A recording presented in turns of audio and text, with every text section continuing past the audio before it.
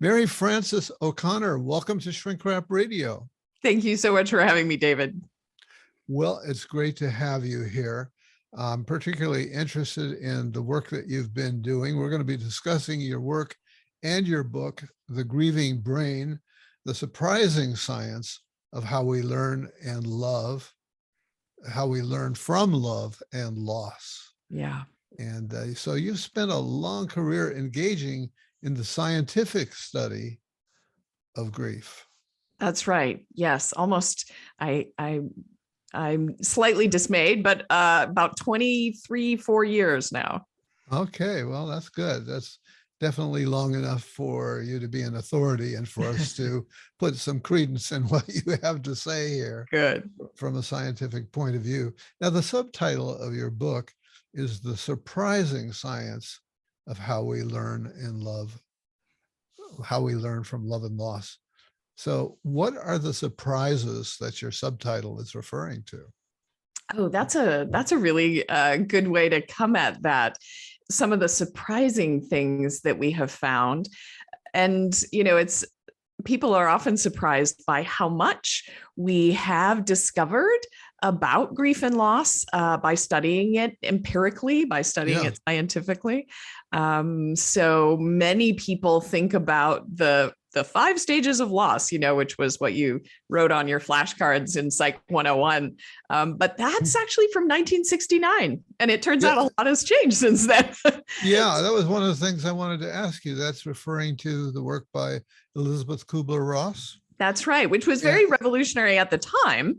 Yeah. We even talk with people about their experience of grief and loss. Yeah. But we've come a long way since then. Yeah. Did she get it all right, or did she get some things wrong? She was really trying to describe the experiences that people were having. And I think most people would recognize that, often we have anger or often we have depression when we have experiences of losing someone that's very important to us. So I think that the what she got right, in the sense that these were experiences and continue to be experiences people have. She never really intended it to be a linear set of stages that people would go through one after another. Yeah, some people have taken it as a prescription, right? Exactly. This is how you should behave. And if you're not in this stage, you're in denial or something. That's right. Exactly. When do I hit the anger stage? Because apparently I'm not done grieving since I haven't had anger. Yeah. Yeah. So it's not, we know now from empirical research, some by Holland and Niemeyer, some other by Holly Purgerson, that it doesn't actually happen in discrete stages like that, that over time, people do tend to experience more acceptance, and they tend to experience less yearning, but that the feelings really, vary day to day, honestly. So we don't think about it as a stage model anymore. Yeah, maybe we've already addressed this in the stage question, but I was thinking there must be myths around death and dying, grieving and loss. Yeah. What are the myths that come to mind? Maybe start to get the trash out of the way. Right. I think that's a big one. I think another one is this idea that you need to somehow forget the person. My experience of doing clinical interviews as part of my research with people who are grieving the death of, a spouse they've been married to for 40 years, or the death of a child. It is seeming that people carry that loss with them through time. And you can even imagine how when we bond with someone, that changes parts of our brain that, from animal studies, we know that changes how the proteins get folded, around our genes and so forth. And that's a change that is going to be with you. That's not going to go away. And so I think we need to consider the fact that people are carrying the absence with them, as well as restoring a life while carrying that absence that's meaningful for them. Yeah. Okay. Um, you distinguish between grief and grieving. And well, before I get to that question, there's another thing I wanted to ask you about, Sure. because I think you're talking about a specific kind of grief. And maybe we should just make that clear at the outset here. Well, most of my research has focused on the death of a loved one. And specifically for myself, often I am studying people who have experienced the death of a spouse. So husband or wife or longtime partner in one way or another. But certainly in general, there's research done on the death of a child, death of a good friend can impact us a lot. And so I'm usually talking about a death, but of course we know that grief is not only experienced when there's a death, right? So we do experience grief over divorce, say, for example, or loss of a job. And I think the element that is similar about those is that, you know, these losses are actually a part of ourself.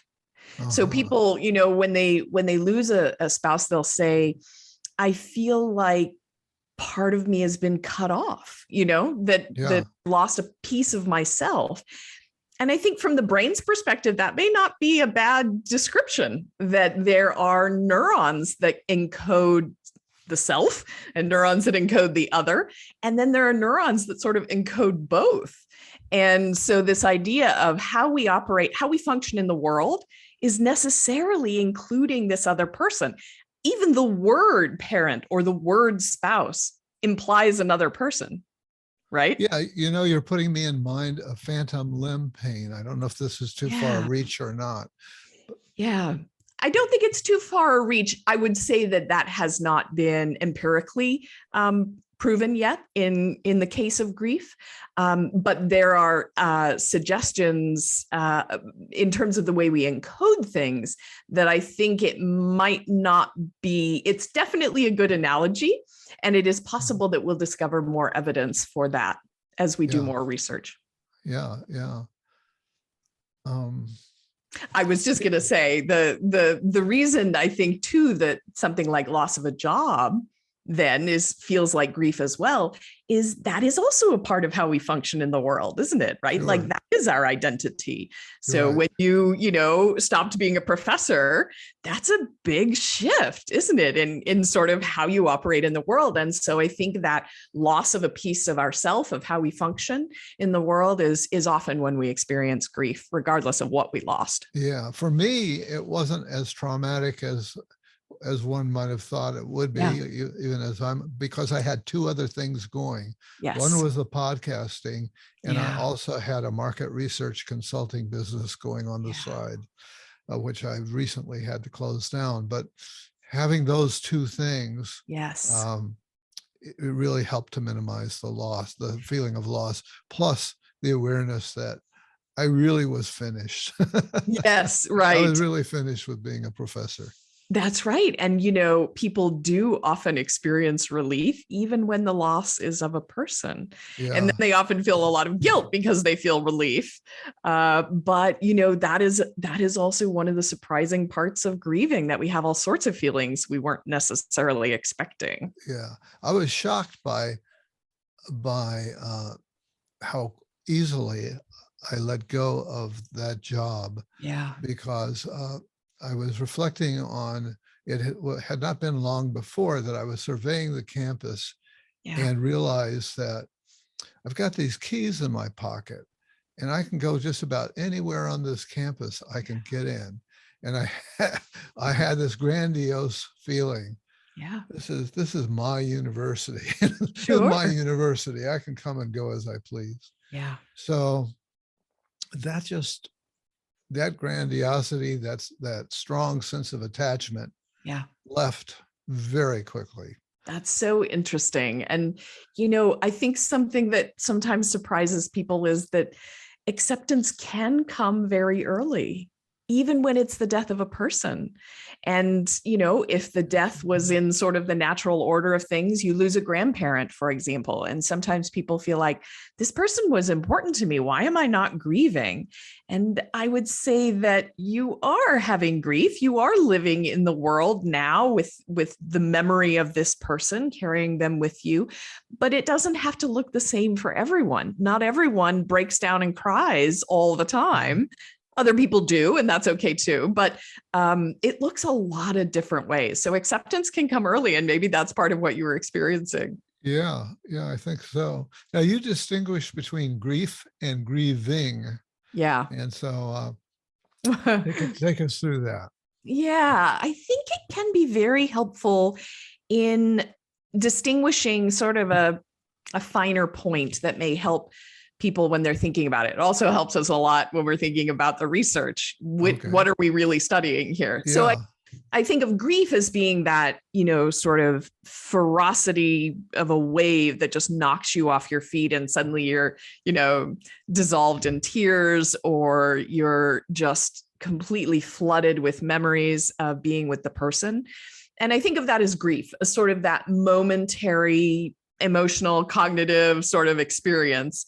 And grieving, natural in the word itself, is the natural adaptation. So it suggests there's change over time, right? Grieving means that something is changing over time. And we don't know, I'm an expert on grief, but each person is an expert on their own grief. So I can't tell you exactly what will change for people over time, but I can tell you that even the experience. So let's say, for example, it's been 20 years since you lost your husband, say, and suddenly you find his wallet as you're cleaning out a drawer. And you may very well be knocked over by a wave just as ferocious as the day he died, right? Yeah. In that moment, that's totally typical. That's grief. That's the natural response when we're reminded of great loss. But it will probably be a different experience, even if you feel like, I don't want to be feeling this way, I can't believe this is happening to me, you will probably also feel like, this is familiar, right? I've been here before. And that's sort of the grieving, that the way you relate to it changes over time. Yeah. So the grief is like the impact, which make that emotional impact, and grieving is more of a process. One of the themes that runs through the book that really impresses me is how permissive you are in terms of validating people's individual experiences. You really assert, hey, there's no pattern here. There's no should. Each of us is a unique individual, and each of us will have a unique experience. And I think a lot of people are burdened by a sense of should. How they should react in this instance. Yes. And I think we also, we get a lot of messages from society about what we should be feeling, how long we should be feeling something, or how much we should show it or not show it, or from our friends and family. Sometimes we even get messages about what we should be feeling. And, the reality is those feelings emerge. There's no, we can decide what to do with them. So we can decide how to move forward in the midst of grief. But there's not really a should of how you should be reacting. And I think that our own discomfort with grief can lead us to want to sort of put it in a box, and say, this is how it's going to work. I'm thinking that there is a big cultural component that in this society, in this individualistic society that we live in, we kind of have this notion, well, you're an individual and you're allowed your individual experience. But if you grow up in a different culture, there might be, I don't know if you ever saw the movie Zorba the Greek, but there's a very dramatic, a woman dies, and in this sort of very primitive old Greek town, all the grievers are dressed in black for a long, long time. Yeah. And there's this very dramatic scene where people swoop in, and I don't know if this was characteristic of Greek culture or not, and starts grabbing the dead person's stuff. Yeah. And so in other societies, in fact, there may be shoulds, there may be very delineated shoulds, Yeah. but in our society, the Western society, we have both the, I'm just thinking out loud here, we have both the freedom that individualism allows us and also the loss of a frame, Yeah. the loss of agreed upon rituals and That's right. somewhat shoulds. Yeah, we have different subcultures. And while it is, as a widow, I don't have to wear black for a year. I don't have to never marry again. And those are good freedoms. At the same time, in that moment of utter confusion, it can be nice to have a script of what to do, right? Yeah. And to feel connected, I think, to ancestors, right, who have gone before Right. you. Well, they went through this, or I remember my grandmother doing this, or as some way to remain sort of connected in a moment when you feel utterly disconnected. I think this Yeah. has been one of the difficulties with pandemic grief, is that so many of our rituals have had to change because we can't be together in the same way. Yeah, I was going to come to pandemic towards the end, so I may Yeah. revisit that. Yeah. Uh, you refrain from giving advice about grieving. And as part of, I guess, why is that? I wanted to ask. Yeah. I think that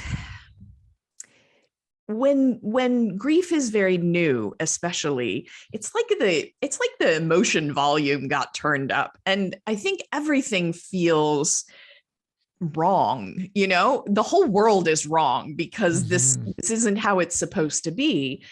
And it can make it quite challenging, I think, to connect with people, even with people who really want to be supportive and really want to be kind, if they haven't had grief themselves, or, as you pointed out, if their grief was very different, right? Because grief varies a lot.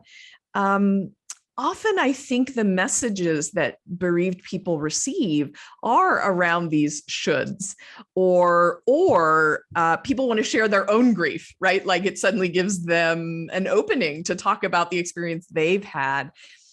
Under certain circumstances, in certain relationships, that can be a very bonding thing to share about, oh, this is what you're saying, and I can relate to that, and this is what's happened to me, or this is how I handled something. In the right setting, that can be the right conversation to have. But often, especially early on, people just need to be able to talk and be listened to, and have you be there for them and not try to cheer them up. The point is to be with them, not to make them happy. Yeah. So given that you refrain from giving advice, what is the potential value of your book to someone who has shared the loss of a loved one, suffered the loss of a loved one? Yeah. From the that feels like a little bit of a rough question. But, no, not at all. I don't think so.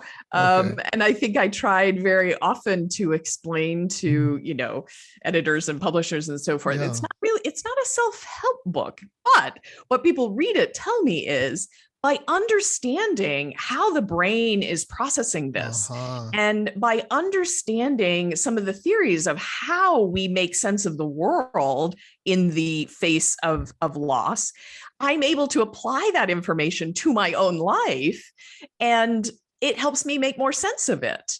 So it's not that I'm giving advice because I can't tell the individual reader, this is what this should mean for you, but I can give them a window into a whole world of information about how the brain is a prediction machine, and the brain takes a long time to update its predictions. Longer usually than just finding out the person has died. And so we persist in believing they will come back, even though that feels crazy even to ourselves, and yet really sort of have that feeling. Well, there's probably a reason, a neurobiological reason, that we have that feeling. And I think people applying that then to themselves, if it applies to them, can feel very comforting. Yeah, that makes a lot of sense to me. And so keep bringing in the neurobiology as appropriate, because Yeah, I think that really is a lot of what your research career has been yeah, about, and what the yeah. book is about, to better understand the brain and the brain body matrix that That's we right. live in. Yeah. Yeah, yeah.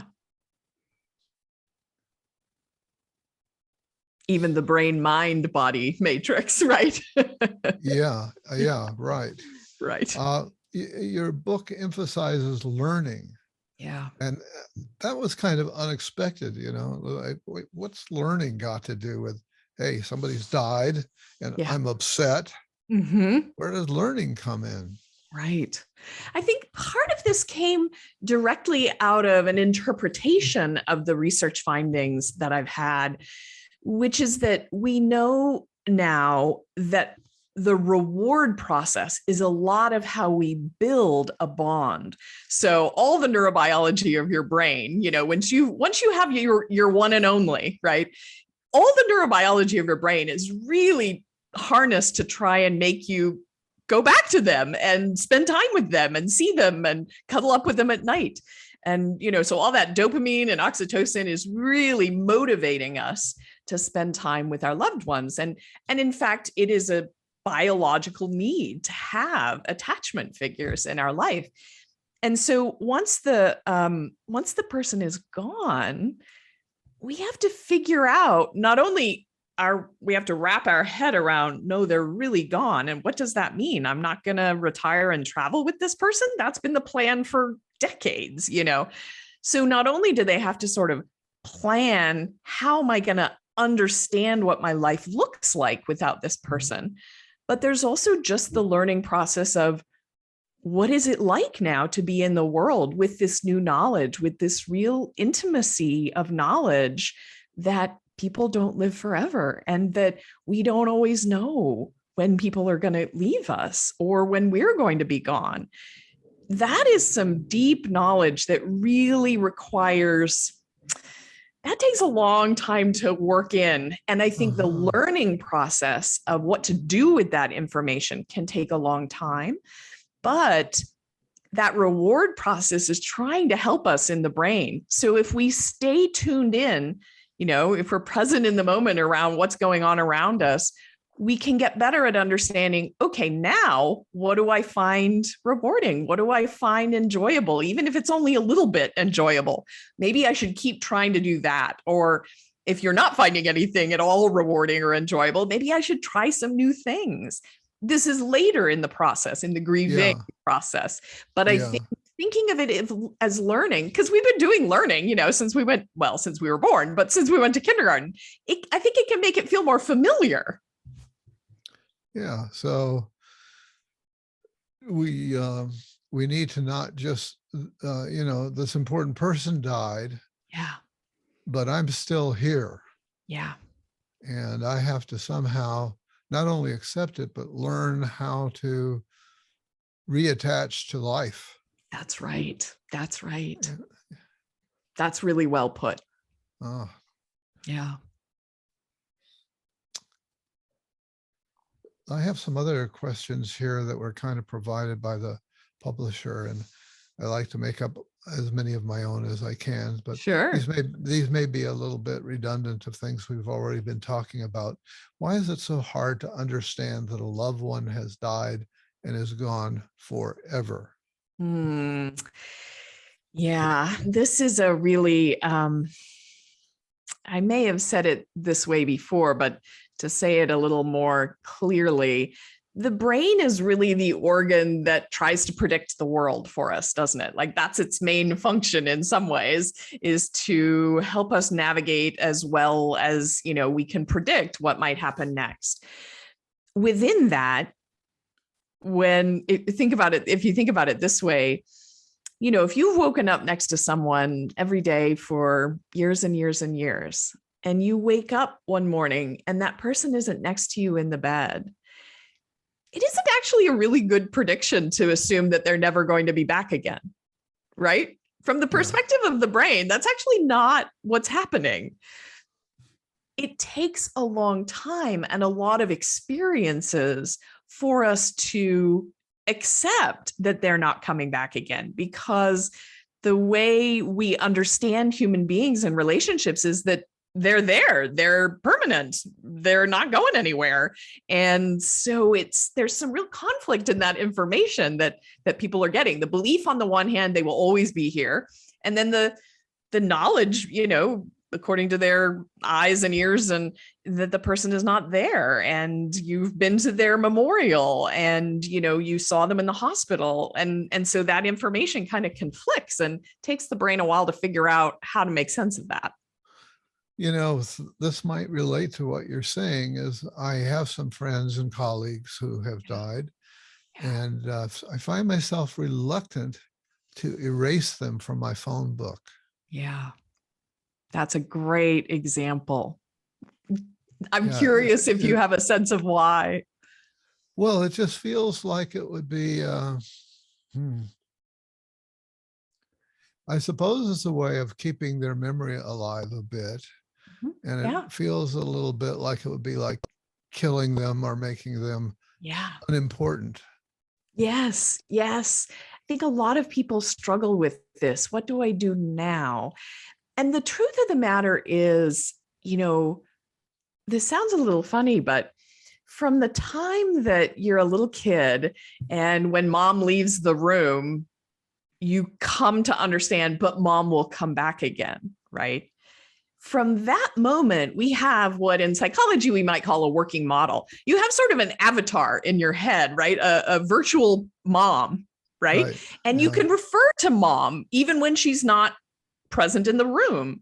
We do this with everyone, right? So we have sort of a map in our head of all the people in our life. And then, of course, we're also interacting with the actual people in our life. And so that map gets updated. Oh, they're older now, or oh, they had a baby or whatever. But the person in our head doesn't go away when the person in the world dies. And we can, in many ways, have a continuing bond with that person. So I can imagine the feeling of, I can't erase that from my address book because I'm still in contact with them, at least, internally. Yeah, and I'm thinking that in some forms of psychotherapy, one is encouraged to dialogue with that person. That's or to right. journal, to dialogue with them in the form of a written journal. Yeah, even letters. Or letters. And that's a way of doing some of the learning that you're talking about, That's of right. reprocessing. That's right. Yeah. And, people do this more than they admit, I would say. So we did a research project in my lab. A graduate student of mine had people keep a daily diary, not a diary that you're talking about, but rather tell me about your day and tell me if you had thoughts or you felt you were speaking with, right, or in contact with their widowed people. So were you in contact with your spouse? And the vast majority of people have some way in which, a woman described to me, I was having a conversation with my son. I was trying to explain something very difficult that was going on. And she said, I felt like, my husband was in there, right, telling me what to say.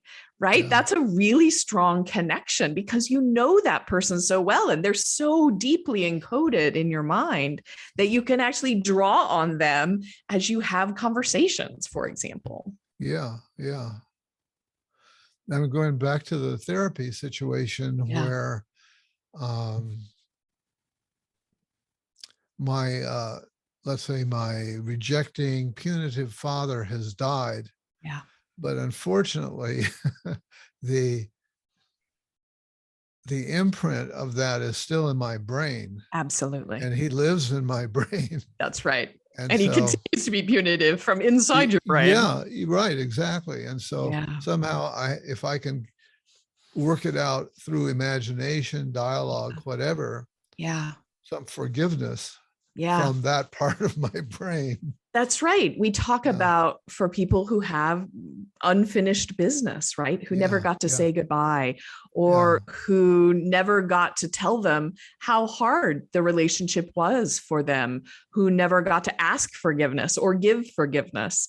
In those situations, it can actually be helpful, especially I would say especially under the care of a clinician, but not necessarily. It can yeah, be very helpful to say goodbye in a letter, that's written yeah, directly to the person, or to ask forgiveness directly to the person, because then you have the memory of having done that in your mind, in your brain, and that continues to inform your ongoing life.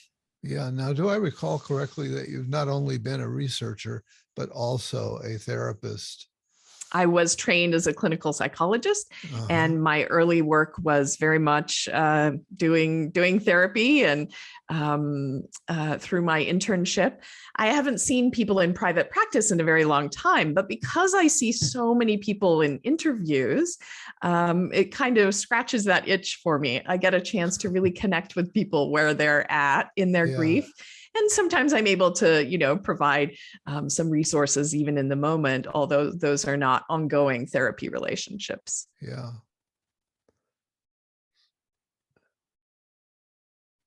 Another question is why grief causes so many emotions, sadness, anger, blame, guilt, and yearning. Yeah. People are often very shocked by how intense the emotions are, and such unexpected emotions. Um, people people who are grieving often cry a lot. Not all of them, but my graduate students, when they start doing interviews, will say, wow, this person really cried a lot. And I'll say, yeah, they're grieving. They're going to do that. And then over time, they come to recognize, oh, that's actually the natural response, is that they cry a lot. Yeah, In society, we're not used to really bearing with each other while we cry a lot. So this right. can come as a bit of a shock. But there are other emotions as well, just like you said. And often there is even anger at the person themselves, right? Even anger at the deceased person. How could you have left me? And if we think about that attachment belief I was describing, that they're always going to be there in the world, on some level, they have left you, and that feels completely unfair. If Yeah, they're really sort of still there somewhere, then they've left you, almost like ghosting. They've left you now, and you're alone, and that seems terribly mean. And so you can feel really intense anger with the person, which then surprises people often a lot. I know this isn't logical to feel angry at them for dying, but I yeah, do. yeah, yeah. Yeah. And also, in myself, I think that there are times when I feel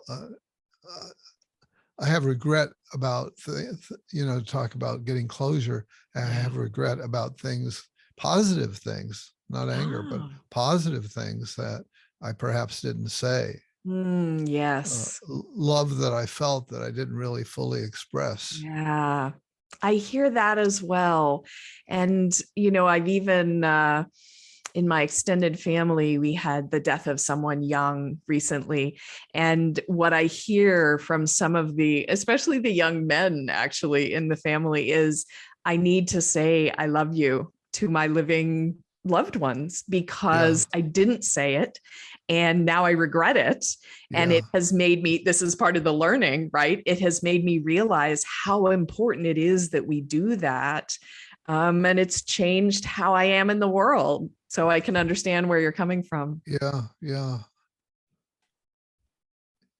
In the book, you talk about your own experience with grief and grieving, Yeah. the death of your mother. Yeah. And maybe you can share some of that with us here. And particularly in terms of your research, I guess I'm wondering, did that add a dimension to your research on the one hand, and on the other, did your research give you a Right. dimension of going through it? But Right. maybe you were quite young. I'm trying to remember how old you were. I was about 26, so I was in my second Okay. year of graduate school. So, Okay. Yeah. young, old, some people lose their mothers younger. Yeah. Yeah. Mine was not, so my mother had had breast cancer and then metastatic disease for about 13 years. And I think what it enabled for me was that I came to realize I could sort of go there, that I could really talk with people about death and I could talk with people about loss and grief. And it enabled me to have these conversations that were research, and it enabled me to, not avoid the topic in my own mind and therefore Right. be able to see patterns. And I think the maybe more psychological motivation was that my mother suffered from depression through much of her life. And my desire always to help her feel better, Yeah. to be somehow able to make her feel not so lonely and depressed and so forth, really led to this desire for me to feel that way for people in general. And so it sort of sounds backward. It wasn't so much about studying my own grief so much as trying to find a way to help other people understand their own suffering, maybe in a new way, in the hope that it would help them in the way that I always wished I could help my mom. Yeah. Yeah. That definitely makes sense. I'm wondering if there's you make a distinction between grief and complicated grief. Yeah. What are you getting at there? Yeah.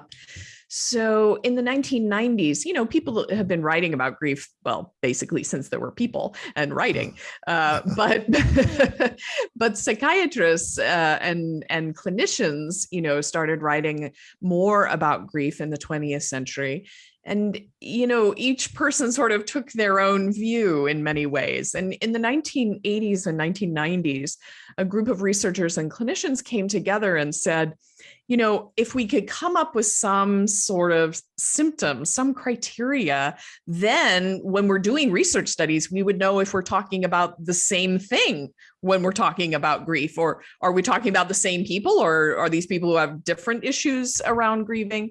And so a set of criteria were developed and were researched then over, a decade or more.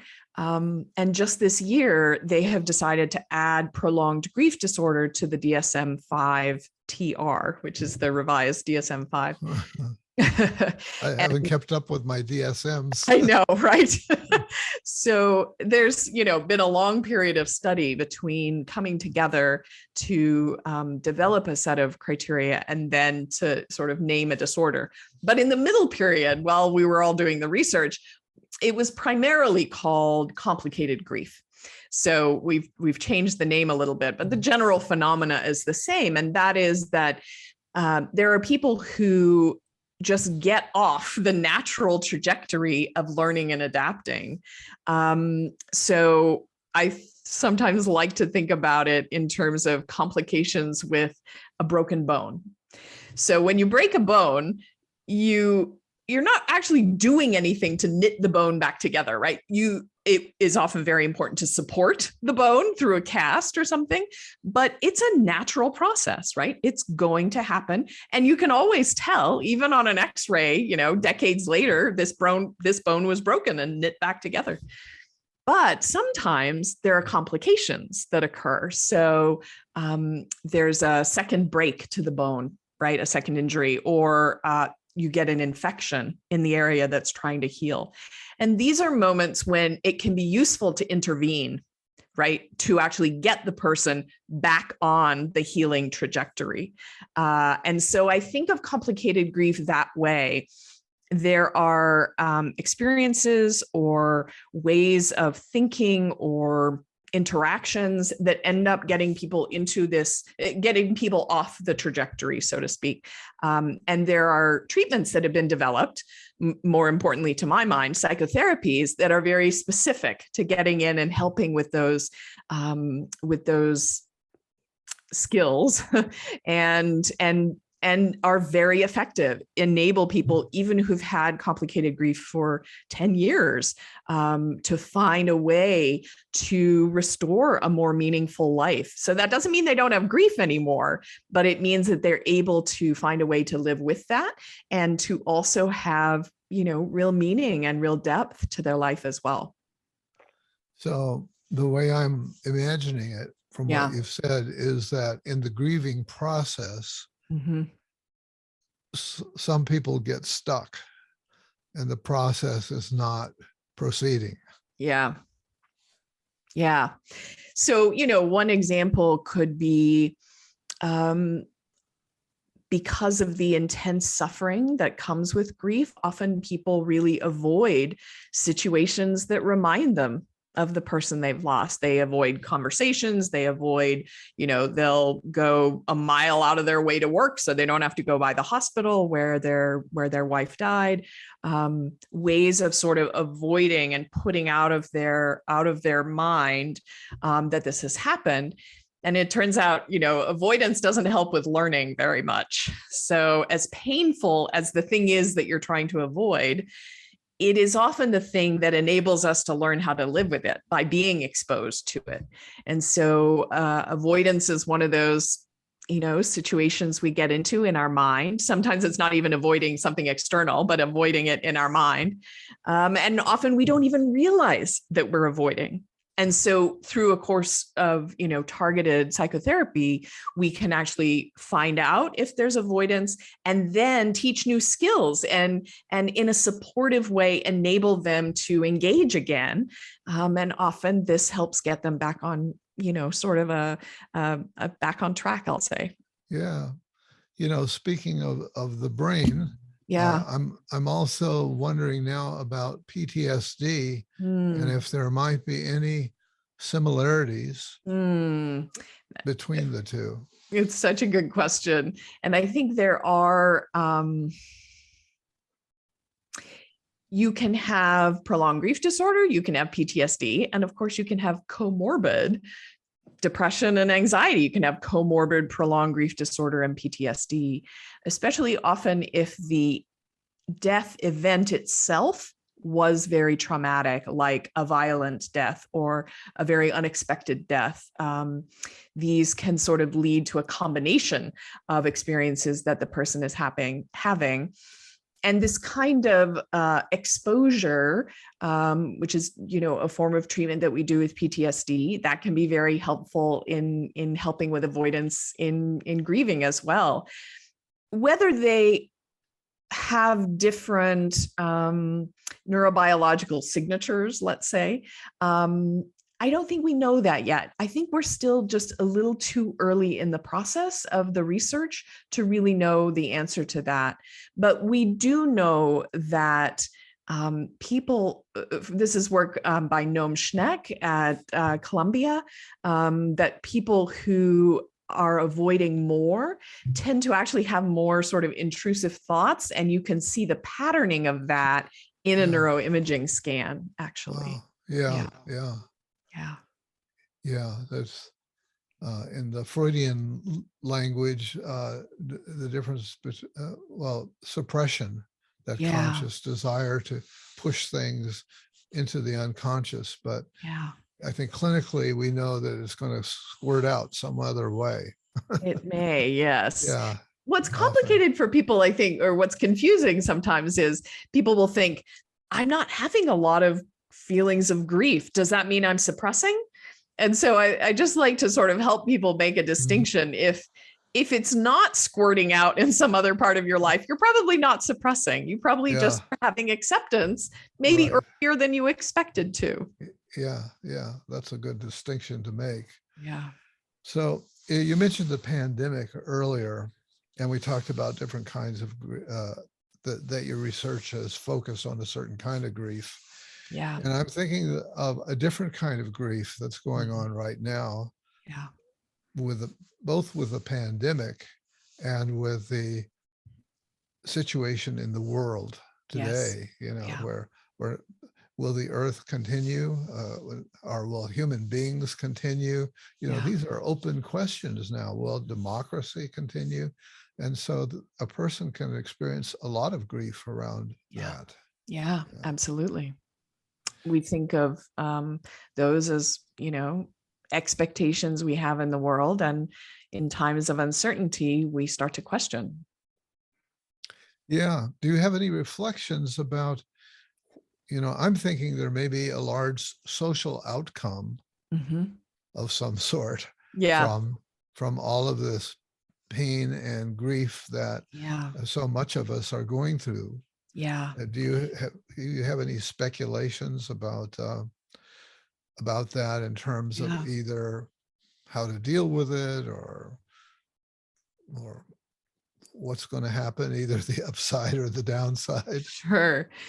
I think we can actually learn a lot from studies of grieving to understand what's happening. So, when we lose a loved one under normal circumstances, when we lose a spouse or a child, it's like the rug got ripped out from under you, and nothing that you do day to day, from the laundry to the taxes to, going to Christmas dinner, nothing is the way it was before.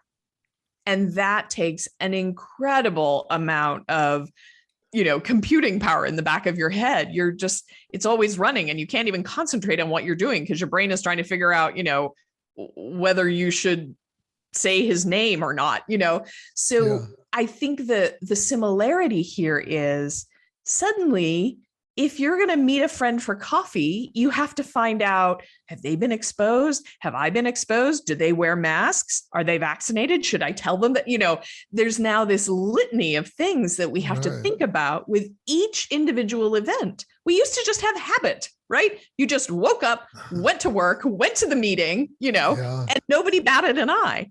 Suddenly, there is a loss of the way we've always done things. And what grieving people find is everything takes a little longer because you got to process it. And there's a lot of emotions, right? People in the country are pretty angry right now. Yes. When we have loss, we're often very angry, just like we've been talking about. When we have loss, we're often very sad. We're often very pessimistic. And I think that's part of possibly what's going on right now, that people are really having to reconsider the fundamental things in their life. Do I really like going to work, or should I work from home? Why are my children in this school? What are they learning? These are not questions we ordinarily have to tackle. And suddenly this pandemic and these other crises have really put us into thinking about the fundamentals and feeling some grief about how to operate in the world. My hope is that, like when people learn, like when people adapt, it's not that any of that is going to go away, but my hope is that we learn how to be with uncertainty, how we have compassionate responses to other people who are suffering the way that we are.